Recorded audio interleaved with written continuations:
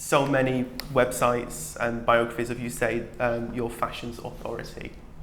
And I think it's true to say that your post-show reviews are probably the most read in the world. Well, I think the word authority sounds a bit like a headmistress. I don't think I like that at all. You know, I have a lot of fun with fashion and have done for a very long time. I think really authority is a very polite way of saying she's been around so long, I can't believe it. I'm interested if when you're watching a show or you're seeing a garment, do you know straight away if you like it or if you don't? Is it an immediate decision that you make?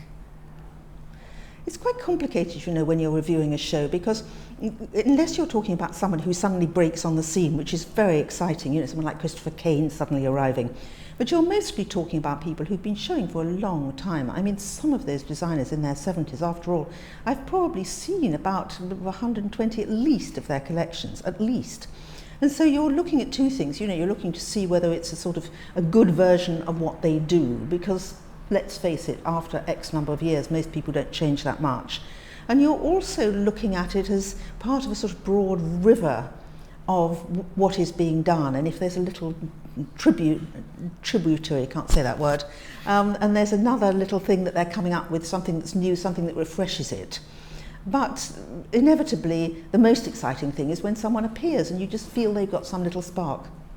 In terms of you actually deciding if you like it, is that something that comes very quickly? I suppose maybe it depends on each collection. I'm not sure if it's, you know, is it something you go away and think about a great deal? No time to reflect. You write it and you do it. And I mean, I'm not talking about since the blogosphere came up, but I mean I always have had to write incredibly fast because, you know, we've just feed it into the paper. But in a way, I think you're coming up with something quite important here when you keep asking me, do I like it? And that's not exactly my judgment, because I think that you can dislike something very much and almost feel it's quite abhorrent, but still think it's brilliant. And I remember when Prada in the 90s was doing the ugly aesthetic. I mean, that's not me personally. I don't mean I cover myself in pink ribbons, but you know, I always feel that Marie Antoinette's home at Versailles would do fine for me, you know, with put in the computer and it'd be perfect. So you can imagine that those Prada colours, everything about it, the whole sense of deliberate ugliness was shocking to everybody, but I felt quite antipathetic to it. And yet, on the other hand, I could see immediately that this was brilliant. This was something really fresh, something new. It was so powerful and still is. What are your feelings on the pace of fashion today? Because I would say in the last couple of years, for me, these sort of two new seasons have popped up. You've got pre-collections, which they registered in the shops, but it was never something that I saw people really writing about, and certainly not people going and reviewing the shows. Well, you'll be totally shocked to know that I've never reviewed a resort show or whatever they're called. I mean, perfectly simple. I can't spend 3.5 weeks in New York looking at these shows. We don't have the budgets, the time, and also, you know, I find it aggravating because I think that if the point is trying to be made that as well as doing our fantastic show that's going to knock your socks off, we also do these plodding clothes or interesting clothes or different clothes. I find it all a little bit of a cheat. I think the most clever thing is to be able to do a Balenciaga and distill into a very few number of looks something that you're trying to say. I think that is much smarter than showing I don't know how many collections a year. But when you talk about changes, I really do think that when you talk about changes, I think over the next 10 years, there'll probably be as many as there have been in the last 10 years. But it's been an extraordinary change, starting, of course, with digital cameras. I mean, the instant images, obviously. But so much more than that, you know, so much more because of the corporatization, do you think that's a word, of fashion, the idea that the corporate world is sort of organising these designers and they're now supposed to be not just designing the clothes for heaven's sake, but, you know, going off and doing these trunk shows and personal appearances and tweeting and this, that and the other. I don't know how they find the time to design.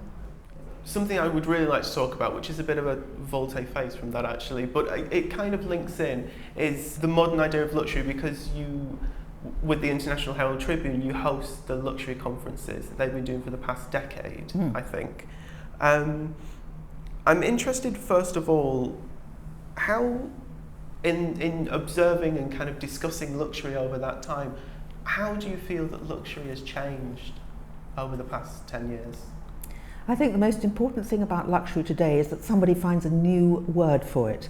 I mean, to me, luxury has started to become a real no-no word. It sort of represents the worst kind of things, the whole sort of footballers' wives culture.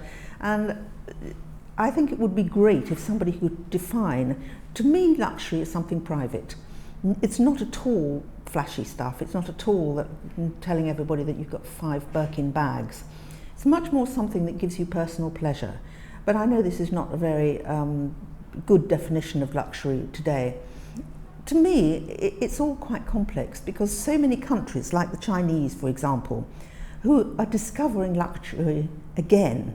I mean, it's not like in the days of the Forbidden City that they didn't know what luxury was, but they've now rediscovered, as the Russians have, about luxury. And it's, you know, it's something really that it's about the feel and the touch and the way it's made.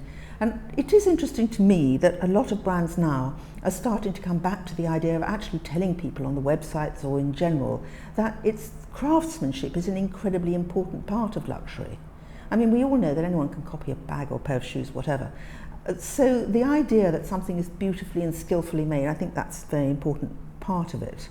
But when we do these conferences, you know, we have different themes. In Berlin, we did techno-luxury and looking about how technology and luxury, how they could meet rather than be masses apart from each other. This year, we're going to go to Brazil, and it's hot luxury, meaning that the country is hot. And it certainly is a moment then when people are embracing luxury and finding it very exciting. Whereas there's a certain world weariness about luxury as a word in the general European culture. So I think different countries and different peoples are at different stages when they think of luxury.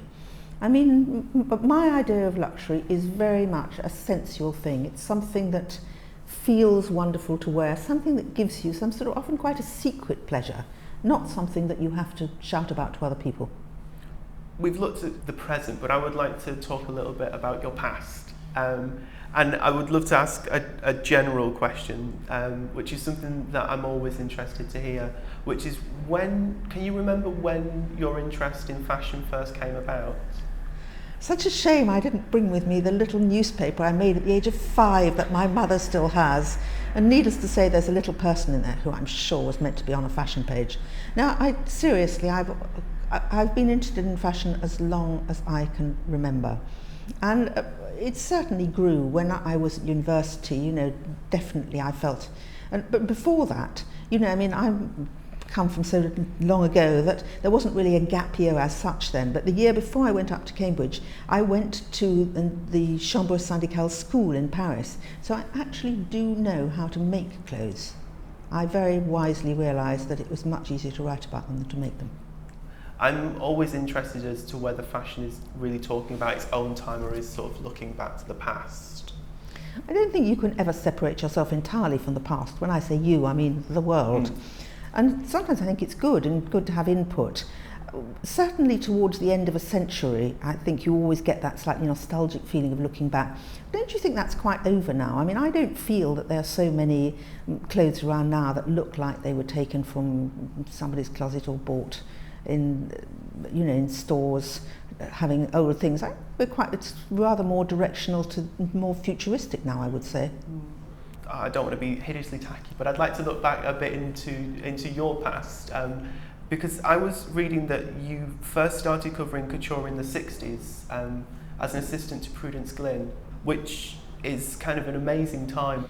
How important was that for you? How do you think that shaped you as a journalist?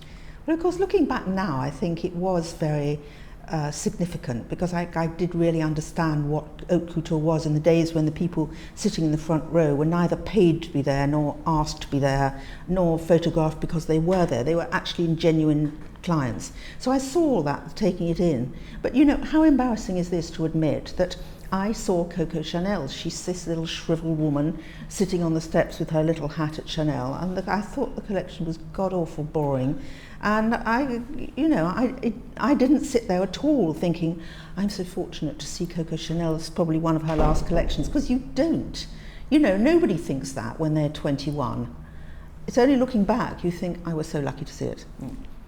I was interested, when did you realise, you said that you've had the interest in fashion for a long time. When did you realise that you wanted to write about fashion?